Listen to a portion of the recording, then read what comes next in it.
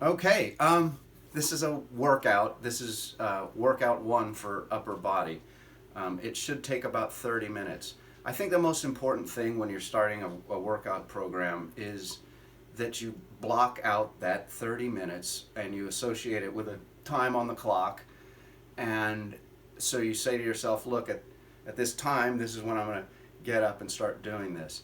I think it helps to have some sort of trigger, like you turn on your favorite Pandora station, or you turn on the news or something that you normally do. You're just going to be working out while you do this. This doesn't take very much equipment. What you'll need is a towel. I've got two 5-pound dumbbells here. We've got a desk. I've got a low bar, or a table, a low bar, and pour yourself a cup of water. Ideally, you should end your workout better hydrated than when you started.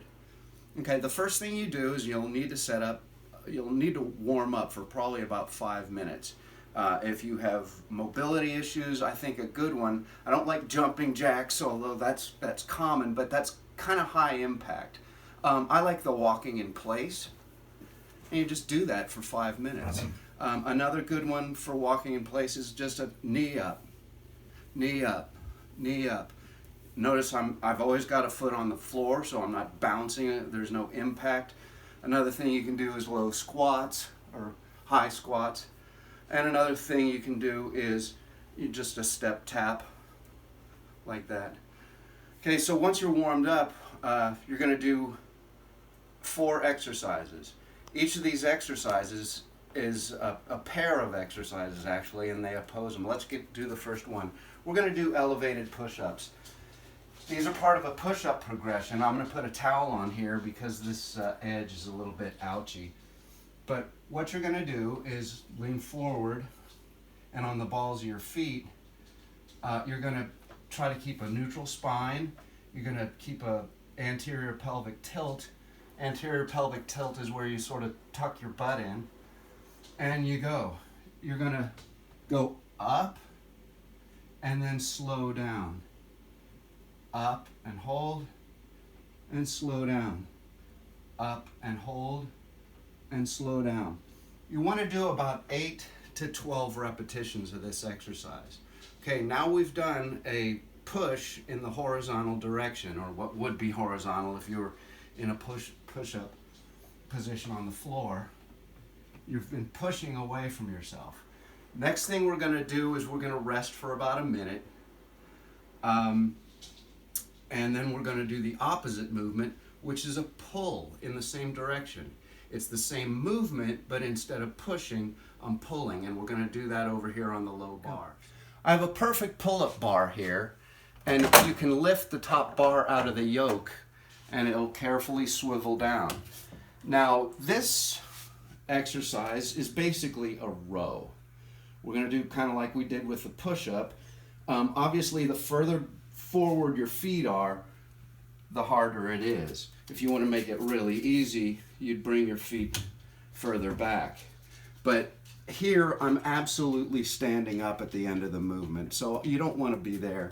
So I'm going to be here, and I'm going to do the same thing. I'm going to pull up, hold, and slow back down. Pull up, hold, and slow back down. This down is called an eccentric contraction, or a negative, and that's really where the money is. Your muscles are under tension for a longer time, and it's a great way to build strength, emphasizing the negative. And again, we're going to do between 8 and 12 repetitions. On both of those exercises, it's important that you do not go all the way to failure. You should feel like you have at least 1 or 2 left in the chamber before you stop. Ideally, you would have real trouble on your very last repetition of the very last exercise. Now, the reason that we're alternating between a push and a pull, push, pull, push, pull, is you can cut your rest periods because you're not working the same movement over and over. Okay, so we're going to do 3 sets of each of those exercises. Now that we've done the compound movement, which involves a lot of muscles, you've been using your back muscles, your chest muscles, and your arms, we're going to finish up by just doing some isolation exercises on the arms. So we're going to do some hammer curls. Get yourself a stable base, and then you're going to go up and hold, slow down. Up and hold, slow down.